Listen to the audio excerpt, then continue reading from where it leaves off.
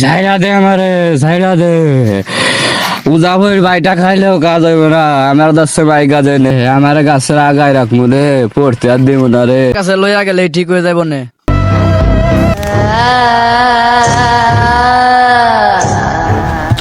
ভাই আমার এই ছোট ভাইটা না।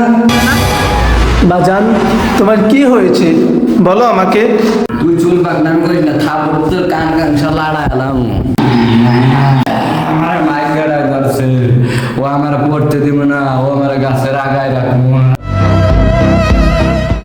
আমারে খাইয়া দিছে, ও আমার আর পড়তে দিব না, ও আমারে খালি খুঁটায়, আমার আর পড়ালা হইব না, আমার গাছের উপরেই থাকতে হইব।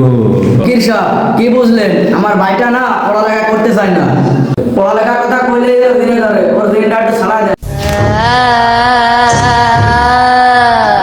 আচ্ছা বুঝছি, তুমি এক কাজ করো, তুমি নিচে থেকে এক নিঃশ্বাসে একবার পানি নিয়ে আসো।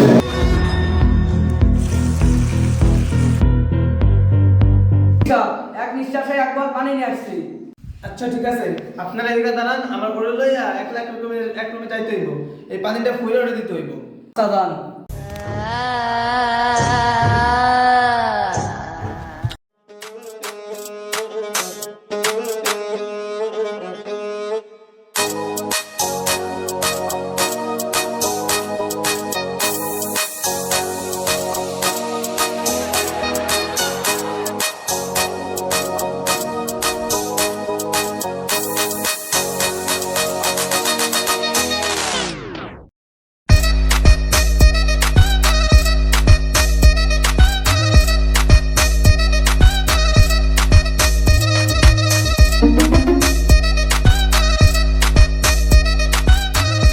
আমি সুন্দর করে পড়া দিছি, সকাল থেকে 3 বেলা খাওয়াইবেন, ঠিক আছে? একটা চাইবেন না, জোর করে খাওয়াইবেন।